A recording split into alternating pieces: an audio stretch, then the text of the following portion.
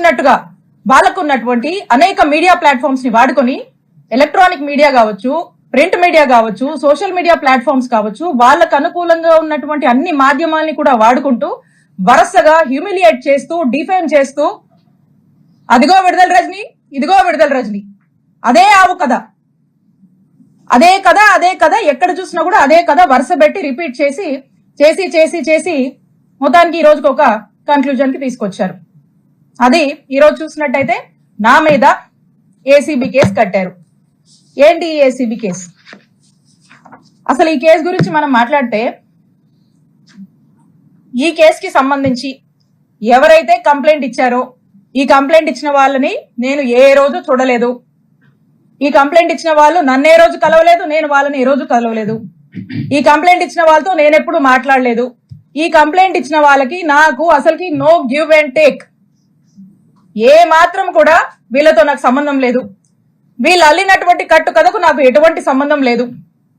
అయినప్పటికీ కూడా ఒక కట్టు కథ అల్లి ఈ ఓరల్ బేస్డ్ ఆధారాలని బేస్ చేసుకుని ఈ రోజున ఏసీబీ కేసు నమోదు చేశారు. నేను మళ్ళా స్పష్టం చేస్తా ఉన్నాను, వీళ్ళెవరో ఏంటో, వీళ్ళ వేరబౌట్స్, వీళ్ళ బిజినెస్ ఏది కూడా నాకు తెలీదు, నాకు సంబంధం లేదు. ఈ కేసుకి నాకు ఎటువంటి సంబంధం లేదు. కేవలం ఒక పొలిటికల్ క్లౌడ్ తో దీని వెనకాల కొంతమంది ఉండి, వాళ్ళ వెనకాల కొంతమంది ఉండి చేస్తున్నటువంటి, విడుదల రజనీని టార్గెట్ చేస్తున్నటువంటి ప్రయత్నంగా రెడ్ బుక్ పాలన పరాకాష్ఠగా ఈ కేసుని ఈ రోజు చూడాల్సినటువంటి అవసరం ఉంది అని తెలియజేస్తున్నా. ఇప్పుడు అసలు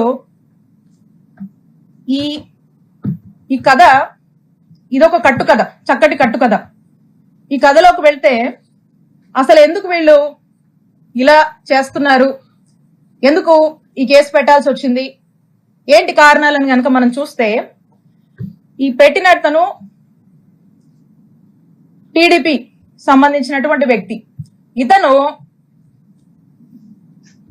ఇతను ఈ కథకి వీళ్ళని ముందుండి నడపడానికి గల కారణం ఒక డైరెక్టర్ ఉన్నాడు. ఈ డైరెక్టరు, ఈ స్క్రీన్ ప్లే, వీళ్ళంతా కూడా ఈ యాక్టర్స్, ఆర్టిస్టులు వీళ్ళంతా. ఎందుకంటే మొదటి నుంచి కూడా ఒక మార్కెటింగ్ టీం ని పెట్టి, మీరు వస్తారా, విడుదల రజని మీద కేసు పెడతారా, కంటెంట్ మేము ఇస్తాము, మీరు జస్ట్ అక్కడికి వెళ్ళి ఆ కంప్లైంట్ ఇచ్చిరండి, మీరు వస్తారా, అధికారం మా దగ్గర ఉంది, ఏం పని కావాలో చేసి పెడతాము, విడుదల రజని మీద మేము ఒక నరేషన్ ఇస్తాము, ఆ నరేటివ్ తీసుకొని పలానా ఆఫీస్ వెళ్ళి కంప్లైంట్ చెప్పండి, బయటికి రాగానే మీడియాతో మాట్లాడండి, సోషల్ మీడియాలో పెట్టండి అనేది ఒక ఎజెండా పెట్టుకున్నారు. ఒక మోడస్ ఆపరెండా రన్ చేస్తున్నారు. దాంట్లో భాగంగానే ఒక బిజినెస్ మ్యాన్, ఒక వ్యక్తి వెళ్ళి, ఇక్కడ ఒక డైరెక్టర్ ఉన్నాడు, ఆ డైరెక్టర్ ఎవరో కాదు, నర్సరావుపేట ఎంపీ శ్రీ లావు శ్రీకృష్ణదేవరాయ గారు. He's the director. ఈ డైరెక్టర్ దగ్గరికి ఈ బిజినెస్ మ్యాన్ వెళ్తాడు. ఈ బిజినెస్ మ్యాన్ ఫ్రెండ్ అంటారు, ఈ బిజినెస్ మ్యాన్ బంధువు అంట, అదే పార్టీకి సంబంధించి, అదే వాళ్ళ వర్గానికి సంబంధించినటువంటి వ్యక్తి ఈ బిజినెస్ మ్యాన్. ఈ బిజినెస్ మ్యాన్ వెళ్ళి అతనికి ఏవో బిల్లులు కావాలి, అతనికి ఉన్నటువంటి పెనాల్టీస్ వేవ్ ఆఫ్ చేయాలి, అతను యథేచ్ఛగా వ్యాపారం చేసుకోవడానికి అతని సపోర్ట్ కావాలని అతన్ని అడిగితే, ఇతనికి డైరెక్టర్ గారు అన్నాను కదా, కృష్ణదేవరాయ గారు, ఇతనికి ఇల్లీగల్ గా ఎట్లంటే అట్లా వ్యాపారం చేసుకోవడానికి, ఇల్లీగల్ వ్యాపారం ఇష్టం వచ్చినట్టుగా చేసుకోవడానికి, ఎదురే లేకుండా వ్యాపారం చేసుకోవడానికి సహకరిస్తానని హామీ ఇస్తూ కృష్ణదేవరాయ గారు ఈ బిజినెస్ మ్యాన్ ని ఒక కోరిక కోరుతారు. ఏంటంటే, నా టార్గెట్ విడుదల రజని, ఈ విడుదల రజని మీద తన్ని డిఫేమ్ చేయాలి, తన మీద ఏదో ఒక కంప్లైంట్ పెట్టండి, తన్ని డిఫేమ్ చేద్దాము, కంప్లైంట్ పెట్టించడము, ఆ పైన ఫాలో అప్పులు వ్యవహారాలు మొత్తం నాది బాధ్యత, మీరు అలా కంప్లైంట్ పెట్టి నేను చెప్పిన ఆఫీస్కి వెళ్ళి ఇచ్చేసి మీరు ఇంట్లో కూర్చోండి మెలకుండా, నేను నడుపుతా అని చెప్పి మీ బిజినెస్ లు నడిపిస్తా అని అతనికి అభయం ఇచ్చి వెనకుండి ఈ విధమైనటువంటి దారుణమైనటువంటి ఇల్లీగల్ కేసుని నా మీద, మా స్టాఫ్ మీద, మా మరిది మీద పెట్టించినటువంటి ప్రయత్నం చేశారు.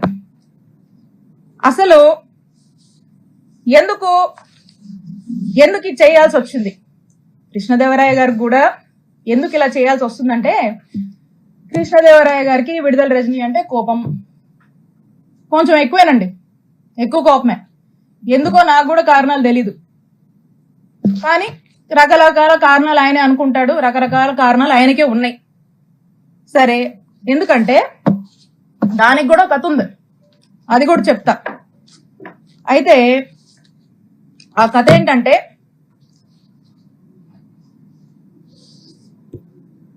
రెండు 2020 వైఎస్ఆర్ కాంగ్రెస్ పార్టీ అధికారంలో ఉంది.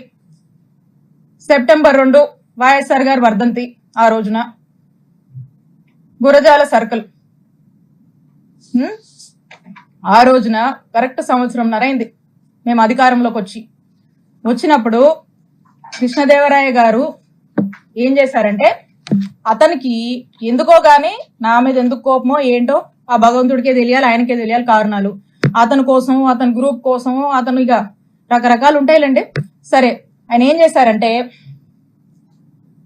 ఈ గురజాల సర్కిల్లో ఉన్నటువంటి పోలీస్ స్టేషన్లో అక్కడున్నటువంటి డిఎస్పీ గారిని, అక్కడున్నటువంటి సిఐ గారిని, ఇద్దరిని కూడా మాటలు చెప్పి మా అధికారాన్ని మా మీదకే వాడి వాళ్ళని, పోలీసులను బ్రైబ్ చేసి నా మీద, నేను మాట్లాడేటువంటి ఫోన్ నంబర్ మీద, నేను వాడేటువంటి నంబర్స్ మీద, మా సిబ్బంది నంబర్స్ మీద, మా ఇంట్లో వాళ్ళ నంబర్స్ మీద ఒక 6 నుంచి 7 నంబర్ల వరకు కూడా కాల్ డేటా తీసే ప్రయత్నం చేశారు. కాల్ డేటా తీయాలంటే ఎఫ్ఐఆర్ కట్టాలి. వీటి మీద ఎఫ్ఐఆర్ కట్టి, ఈ సర్కిల్లో ఎఫ్ఐఆర్ కట్టి ఈ కాల్ డేటా తీశారు. ఇది ఈ రోజున నేను ఎందుకు చెప్తున్నానంటే, మేమిద్దరం ఒకే పార్టీలో ఉన్నాం. ఇది మేము అధికారంలో ఉన్నప్పుడే జరిగింది. అప్పుడు నేను ఎమ్మెల్యేని. అప్పుడు జరిగినటువంటి విషయము నేను ఏ రోజు కూడా ఈ విషయాన్ని చెప్పే పరిస్థితి నాకు రాకూడదని నా మనసులో ఎప్పుడు అనుకుంటూ ఉండేదాన్ని. కానీ ఈ రోజున నేను ఏ తప్పు చేయకపోయినా, ఈ రోజున నన్ను బాధ పెట్టి, నా కళ్ళల్లో ఏదో కన్నీళ్లు చూద్దామని, నన్ను ఇబ్బంది పెట్టి హింసిద్దామని చెప్పి ఈ రోజున వరుస పెట్టి నన్ను టార్గెట్ చేస్తూ నన్ను ఇబ్బంది పెడుతున్నప్పుడు చెప్పక తప్పట్లేదు. కాబట్టి ఈ రోజు నేను చెప్తా ఉన్నా, ఆ రోజున మేము ఒకే పార్టీలో ఉన్నాము. వైఎస్ఆర్ కాంగ్రెస్ పార్టీ ఇంటిగ్రిటీ కోసం నేను ఆ రోజు నోరు విప్పలేదు. ఈ రోజున కూడా నేను చెప్పాలనుకోలేదు, కానీ చెప్పే పరిస్థితులు ఏర్పడ్డాయి కాబట్టి నేను చెప్తా ఉన్నాను. ఒకసారి ఆలోచన చేయండి. ఒకే పార్టీకి సంబంధించినటువంటి ఎంపీ, అక్కడున్నటువంటి ఒక బీసీ మహిళ, ఒక ఎమ్మెల్యే మీద కాల్ డేటా తీస్తారండి? కాల్ డేటా అనేది ఒక వ్యక్తి ప్రైవసీకి సంబంధించినటువంటి విషయం. నా ప్రైవసీ అంటే నా జీవితం, నా వ్యక్తిగత జీవితంలోకి రావాలనేటువంటి ఎందుకంత నీచపు ఆలోచన వారికి వచ్చిందో నాకు తెలీదు. నేను ఒక్కసారి అడుగుతా ఉన్నాను, ఈ రాష్ట్రంలో ఇంతమంది అన్నల్ని, తమ్ముళ్ళు ఉన్నారు. వాళ్ళని నేను అడుగుతా ఉన్నా, ఒక్కసారి ఆలోచన చేయండి. మీ ఇంట్లో ఒక ఆడపిల్ల ఉంటే, మీ భార్య అయినా, మీ చెల్లి అయినా, మీ అక్క అయినా, మీ ఇంట్లో ఉండే ఆడవాళ్ళ కాల్ డేటా ఎవరన్నా తీస్తే ఏంటండి? మీకు ఎంత బాధ అనిపిస్తుందండి? మీకు ఎంత కడుపు కాలుద్దండి? అలాగే మీరు కాల్ డేటా తీసినప్పుడు నా కుటుంబ సభ్యులు కూడా అలాగే ఫీల్ అయ్యారు. ఇంత నీచుడా కృష్ణదేవరాయలు అని చెప్పి అందరూ ఫీల్ అయ్యారు.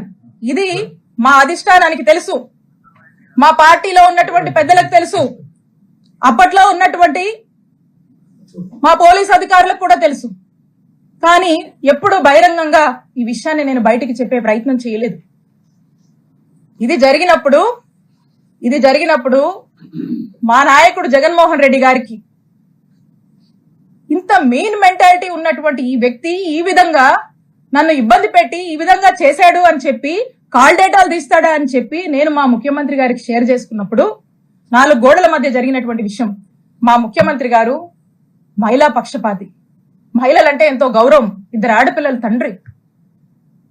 ఆ ఇంట్లో ఆ 2 ఆడపిల్లలకు, ఎవరికైనా ఒక మహిళకు జరిగితే, వాళ్ళ ఇంట్లో మనుషులకు ఎలా జరిగితే ఎలా మనం బాధపడతాం, మన విషయంలో మనం ఎలా బాధపడతామో, నా విషయంలో కూడా మా నాయకుడు జగన్మోహన్ రెడ్డి గారు ఆ రోజు అంతే బాధపడి ఇమీడియట్ గా అక్కడ ఉన్నటువంటి ప్రభుత్వ అధికారులకు, పోలీస్ అధికారులకు ఇన్స్ట్రక్షన్ ఇచ్చి ఇమీడియట్ గా నెసరీ యాక్షన్ తీసుకోమన్నారు. ఇమీడియట్ గా నిమిషాల్లో ఆ రోజు ఇక్కడ పనిచేసినటువంటి డిఎస్పీని, ఇక్కడ ఉన్నటువంటి సిఐని పిలిచి పోలీస్ అధికారులు మాట్లాడితే ఆ పోలీసులు ఏం స్టేట్మెంట్ ఇచ్చారండి? Upon the pressure of honourable MP Narasaraopet Lavu Krishnadevarayalu, upon his instructions మేము ఇది తీయాల్సి వచ్చింది అని చెప్పారు. నిమిషాల్లో సస్పెండ్ అయ్యారు ఆ పోలీసులు. ఇది చాలా మందికి తెలుసు. ఇదేదో వీళ్ళేదో కట్టుకదల్లి నా మీద ఏమాత్రం కూడా పస లేకుండా, సబ్స్టెన్స్ లేకుండా నా మీద ఏదో కేసు పెడితే నేను మాట్లాడట్లేదండి. నేను ఇదిగోండి ఆ ఎఫ్ఐఆర్ కాపీ కూడా ఉంది, మా నంబర్ల మీద తీసినటువంటి ఎఫ్ఐఆర్ కాపీ ఇది కూడా ఉంది ఎవిడెన్స్. అక్కడ ఉన్నటువంటి డిఎస్పీ, అక్కడ ఉన్నటువంటి సిఐ సస్పెండ్ అయ్యారు, అది అందరికీ తెలుసు. నేనేదో మీలా కట్టు కథలల్లి ఏదో మాటలు చెప్దామని రాలా. ఇది ఇంత నీచమైన నిజ స్వరూపం లావు కృష్ణదేవరాయలు. అప్పుడు మా నాయకుడు అతన్ని ఏంటయ్యా కృష్ణ ఏంది పని అని ప్రశ్నిస్తే తల దించుకున్నాడు కృష్ణదేవరాయలు. ఆ రోజున కృష్ణ గారు తల దించుకున్నారు, తన తల తీసేసినట్టయింది. ఆ రోజున మా నాయకుడు జగన్మోహన్ రెడ్డి గారి దృష్టిలో ఇతను చేసినటువంటి ఈ తప్పుడు పనికి, ఒక మహిళా ఎమ్మెల్యే కాల్ డేటా తీసినటువంటి తప్పుడు పనికి అతను ఆ రోజున మా నాయకుడిలో కృష్ణదేవరాయలు అనే వ్యక్తి మీద నమ్మకం కోల్పోయాడు, అతను చేసిన తప్పు వల్లే. అది మనసులో పెట్టుకొని, అదే కోపం మనసులో పెట్టుకొని ఈ రోజున రివెంజ్, అధికారం ఉంది కాబట్టి ఈ రోజున రివెంజ్ తీసుకునేటువంటి భాగంగా, ఈ రివెంజ్ లో భాగంగా ఈ కట్టుకథలల్లి ఈ రోజు నన్ను డిఫేమ్ చేస్తూ నా మీద ఒక నింద, నా మీద ఒక ముద్ర వేసేటువంటి ప్రయత్నం లావు కృష్ణదేవరాయలు గారు చేస్తా ఉన్నారు. ఇది చేస్తూ వీళ్ళని మీరు చూస్తే ఈ కంప్లైంట్ కూడా ఇతని లెటర్ హెడ్ మీదే, బహుశా ఈయనే రాశాడో ఇలా ఆఫీసులో రాశారో చూడండి. కంప్లైంట్ పేపర్ కూడా చూపిస్తున్నా, నేనే ముట్టి మాటలు మాట్లాడలా, నేను వాస్తవాలతోనే నేను వచ్చి మాట్లాడుతా ఉన్నా. ఇది కృష్ణదేవరాయలు గారి రిప్రజెంటేషను. ఇది ఇచ్చి అన్ని ఆఫీసుల్లో ఇదే కట్టు కథని ఇచ్చి వరసబెట్టి ఇదే ఆవు కథని, అదిగో 2 కోట్లు, ఇదిగో 2 కోట్లు, అదిగో రజనీ 2 కోట్లు, ఇదిగో రజనీ 2 కోట్లు, ఇదే కథని వరుసబెట్టి ప్రచారంలోకి తీసుకొచ్చి దీన్ని పెట్టి ఏం చేస్తారు, ఇక్కడి నుంచి మొదలు పెడితే, ఇక్కడ పోలీస్ స్టేషన్ల దగ్గర నుంచి మొదలు పెడితే పీక్స్ కి తీసుకెళ్లారు. మొదలు పెడితే డీజీపీ గారికి కంప్లైంట్ ఇస్తారు, హోమ్ మినిస్టర్ కి ఇస్తారు, విజిలెన్స్ అంటారు, సిఐడి అంటారు, ఏసీబీ అంటారు, ఈ అన్నిటికీ కంప్లైంట్లు ఇస్తారు. ఇచ్చినప్పుడల్లా వార్త రాయిస్తారు. 10 నెలల నుంచి ఇదే కథ. ఆఖరికి దీన్ని ఏ లెవెల్ కి, దీంట్లో మళ్ళీ ఎలివేషన్ కూడా, ఈ కథనే ఓ కట్టు కదా, ఈ కథలో మళ్ళీ ఎలివేషన్స్ కూడా. 17A కోసం గవర్నర్ కి ఏదో పర్మిషన్ పెట్టానని వాళ్ళే మళ్ళీ పేపర్లో రాయిస్తారు. ఒకసారి ఆలోచించండి, ఇలా తప్పుడు కేసులకి ఎలా ఆద్యం పోస్తూ అధికారాన్ని అడ్డం పెట్టుకొని ఏ విధంగా కూడా ఇబ్బంది పెట్టేటువంటి ప్రయత్నం చేస్తున్నారో మనకు స్పష్టంగా అర్థమవుతా ఉంది. ఇకపోతే విజిలెన్స్ ఎంక్వైరీ అంట, వీళ్ళే విజిలెన్స్ ఎంక్వైరీ అని చెప్పి విజిలెన్స్ ఎంక్వైరీ వేపిస్తారు. ఇక విజిలెన్స్ ఎంక్వైరీ ఏంటండి, విజిలెన్స్ ఎంక్వైరీ మీరు చూస్తే వైజాగ్ లో ఒక ఎమ్మెల్సీ గారు ఉన్నారు, దువ్వూరపు రామారావు గారు. వారు తెలుగుదేశం పార్టీ ఎమ్మెల్సీ, ఒక రకంగా చెప్పాలంటే పచ్చకండువా వేసుకున్నటువంటి ఎమ్మెల్సీ గారు. వారి కొడుకు నాగశ్రవణ్ గారు ఇక్కడ ఉన్నటువంటి గుంటూరు జిల్లా ఎస్పీ గారు. అంటే ఆ ఎస్పీ గారు వాళ్ళ ఫాదర్ టీడీపీ ఎమ్మెల్సీ, టీడీపీ కుటుంబానికి చెందినటువంటి వ్యక్తి ఎస్పీగా ఇక్కడ పనిచేస్తా ఉన్నారు.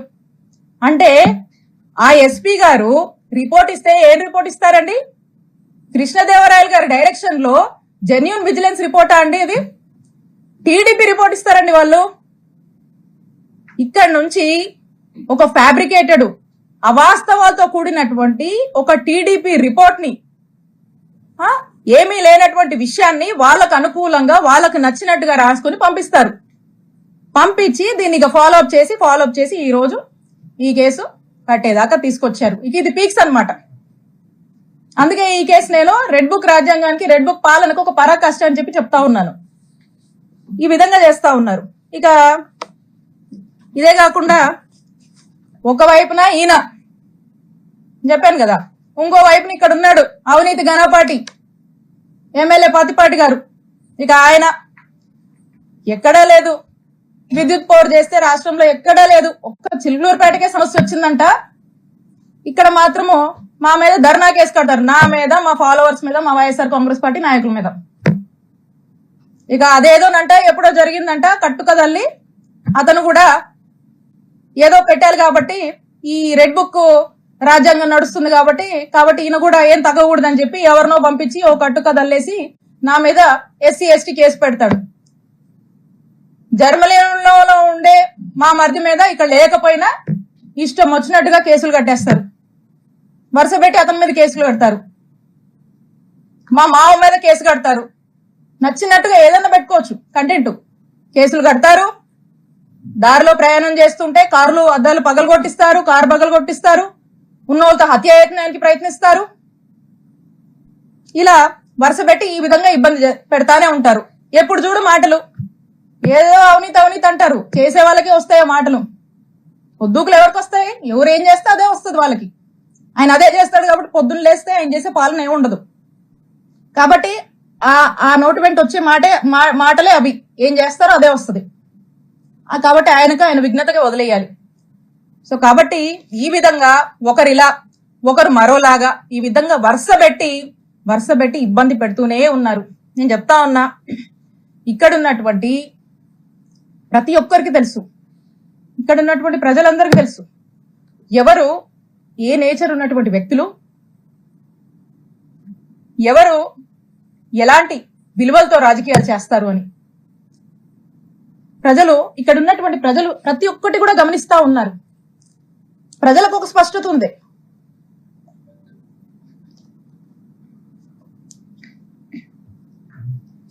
సో వీళ్లకు పొద్దుపోక ఇలా నన్ను టార్గెట్ చేస్తూ వరుస పెట్టి ఇబ్బందులకు గురి చేసి ఏదో నా కళ్ళల్లో భయం చూద్దాం అనుకుంటున్నారేమో.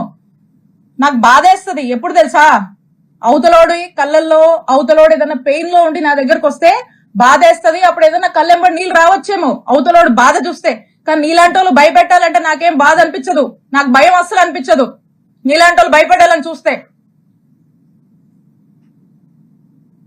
మీకు రాజకీయాలు ఎందుకు అవసరమో చెప్పనా. ఒకటి, రత్తయ్య గారు అంటే నాకు చాలా అభిమానం. ఆయన చాలా కష్టపడి ఈ స్థాయికి వచ్చాడు. ఎంతో మందికి ఒక విద్యా సంస్థలు పెట్టి ఎంతో మందికి విద్యాబుద్ధులు నేర్పించినటువంటి వ్యక్తిగా ఈ ప్రాంతం ప్రజలు ఆయన్ని గౌరవిస్తారు. నాకు అదే గౌరవం ఉంది.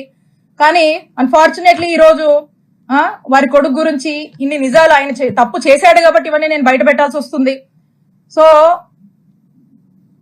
కృష్ణదేవరాయలు గారికి రాజకీయాలంటే ఈ రాజకీయాల వల్ల వాళ్ళకి లబ్ధి జరుగుతుంది కాబట్టి ఆయనకి రాజకీయాలు కావాలి. కానీ విడుదల రజనీకి అట్లా కాదు. ఎందుకంటే నేను నిజాయితీగా ప్రజలకు సేవ చేయడానికి రాజకీయాల్లోకి వచ్చాను. రాజకీయాల వల్ల నా రూపాయి నా ఆస్తులే నేను కోల్పోయాను తప్పితే నేను రాజకీయాల వల్ల ప్రజల వల్ల రాజకీయం వల్ల ఏదో లబ్ధి పొందాలనే ఉద్దేశంతో నేను రాలా. నాకు అవసరం లేదు కూడా, బై గాడ్స్ గ్రేస్. మీరు ఎలా అంటే ఒక ఉదాహరణ చెప్తాను. కృష్ణదేవరాయలు గారు మా ప్రభుత్వంలో విశాఖపట్నంలో కొన్ని ఎకరాలకు సంబంధించినటువంటి ల్యాండ్ డీటెయిల్స్ ఉన్నాయి, డీటెయిల్స్ కావాలంటే మీకు కూడా ఇస్తాను.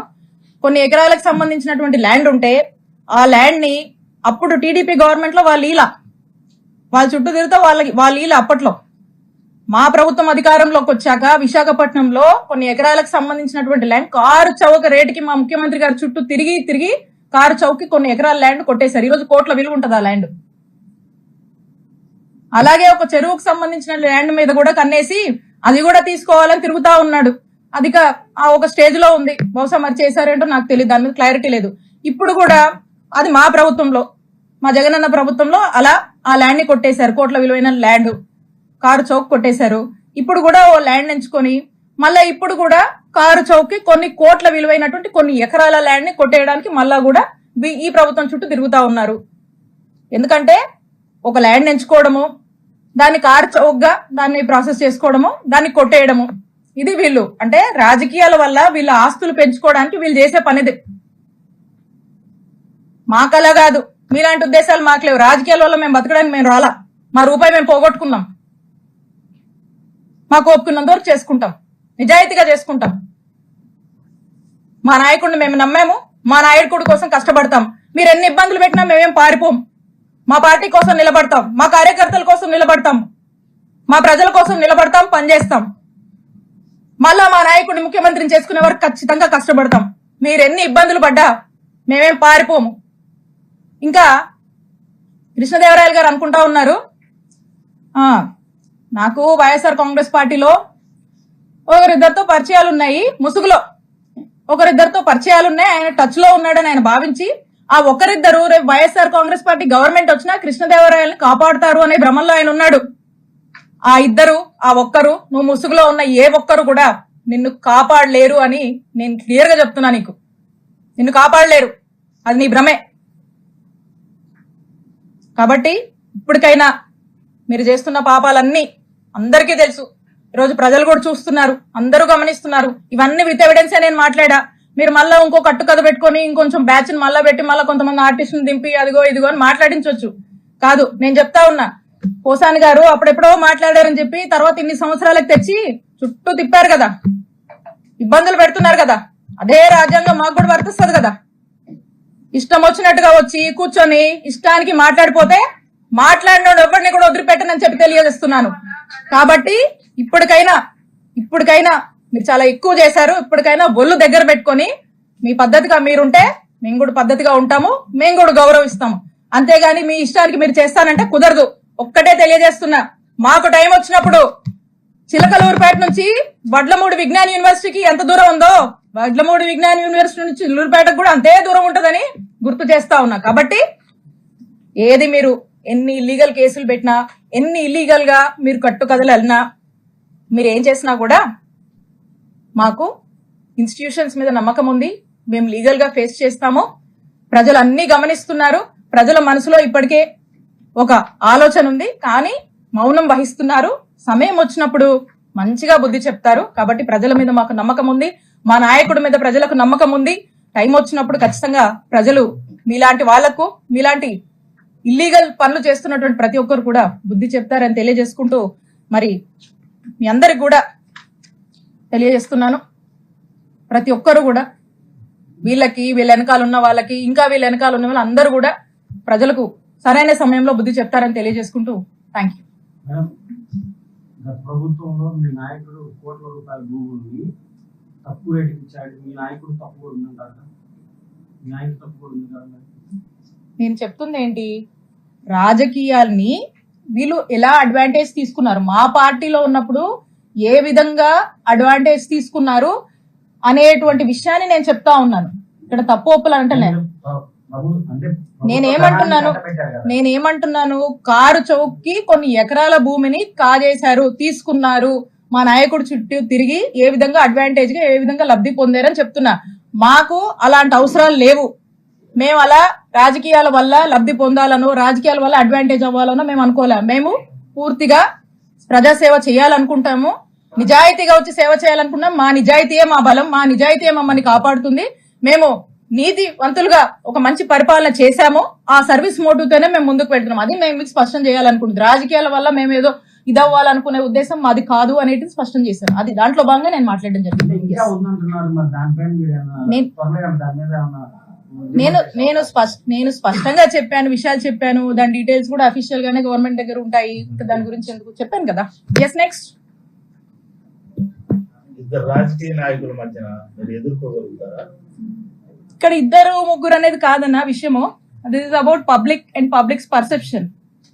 పబ్లిక్ కి తెలుసు, జనానికి తెలుసు, ప్రజలకు తెలుసు మంచి నాయకుడు ఎవరు, ప్రజల సమస్యలను ఆలకించే వాళ్ళు ఎవరు, ప్రజలకు ఏ ప్రభుత్వం మేలు చేయగలుగుతుంది, ఏ నాయకుడు మేలు చేయగలుగుతాడు, ప్రజల మనిషి ఏ నాయకుడు. జగన్మోహన్ రెడ్డి గారంటేనే జనం ఎంతో ఆదరణ, ఎంతో మంది ప్రేమ అభిమానాలు జగన్మోహన్ రెడ్డి గారికి ఉన్నాయి, మా నాయకుడికి ఉన్నాయి. అతని మీద ఒక నమ్మకం ఉంది. మా నాయకుడు జగన్మోహన్ రెడ్డి గారు అంటేనే క్రెడిబిలిటీ. ఈరోజు ఆ మాట అంటే మాట మీద నిలబడతాడు అనేటువంటి ఒక నమ్మకం ఉంది. అలాంటి నమ్మకం ఉన్నటువంటి మనుషుల కోసం ఆ నమ్ముకున్నటువంటి నాయకుడు ఖచ్చితంగా ఒక మంచి నాయకుడుగా మా నాయకుడికి పేరుంది. అదే మా బలం, అదే ప్రజలు అదే నమ్మకాన్ని, అదే ప్రేమని, అదే ఆదరణని మాకు చూపిస్తున్నారు. కాబట్టి ఇక్కడ ఉన్నటువంటి మా చిలుకూరుపేట నియోజకవర్గ ప్రజలందరికీ కూడా మా పట్ల ఒక మంచి ఆదరణ ఉంది. కాబట్టి అదే మా బలంగా మేము భావిస్తున్నాం. ఇద్దరు కాదు, ముగ్గురు గారు, ఇంకెవరన్నారా అని. ఒకరికి ఇద్దరు ఉన్నారు, ఇద్దరికి ముగ్గురు ఉన్నారు, చూస్తున్నాం కదా రాజకీయాలు. సో కాబట్టి ఏదైనామైనప్పటికీ ప్రజలకు తెలుసు, they are very smart and they know what is what అనేది.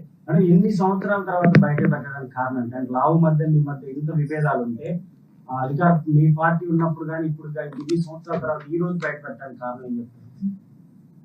ఇందాక అదే నా మాటలో చెప్పాను. ఎప్పుడు నేను అనుకునేదాన్ని ఇది నేను మాట్లాడాల్సినటువంటి పరిస్థితి ఎప్పుడు నాకు రాకూడదని నేను అనుకునేదాన్ని.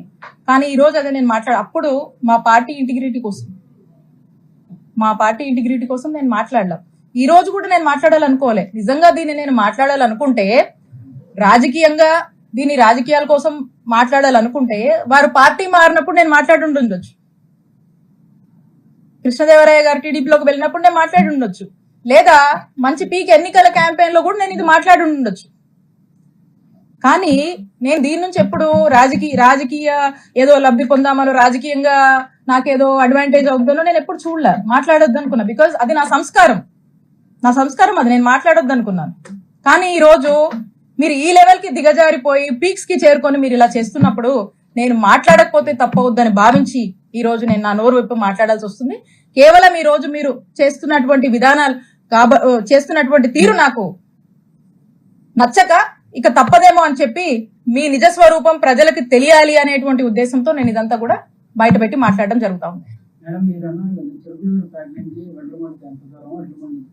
ఇప్పుడు వాళ్ళు గతంలో మీరు కేసులు పెట్టారని వాళ్ళు అంటున్నారు, ఇప్పుడు వాళ్ళు పెడుతున్నారని మీరు అంటున్నారు. ఇక్కడ కేసులు అనేది కూడా తప్పుదారి పట్టిపోతున్నాయి కదా, దానిపైన ఏ ఛానల్ అన్నాను ఇది?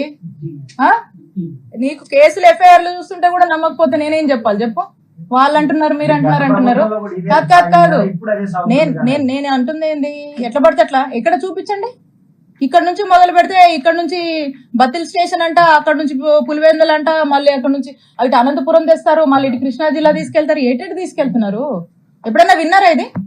బిఎన్ఎస్ 111 సెక్షన్ ఆర్గనైజ్ క్రైమ్ ఎప్పుడైనా విన్నారా మా టైంలో? మీరు ఇది వినలేదు కదా, నేను చేయలేదు అలాగా.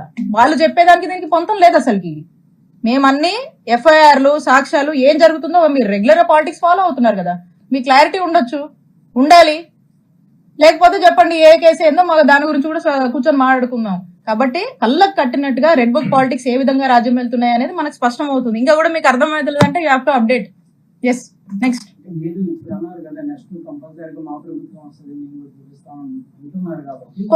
నేను అంటుంది చూపిస్తామంటే వరుస పెట్టి ఇట్లా చేస్తామని నేను అంటలేదు.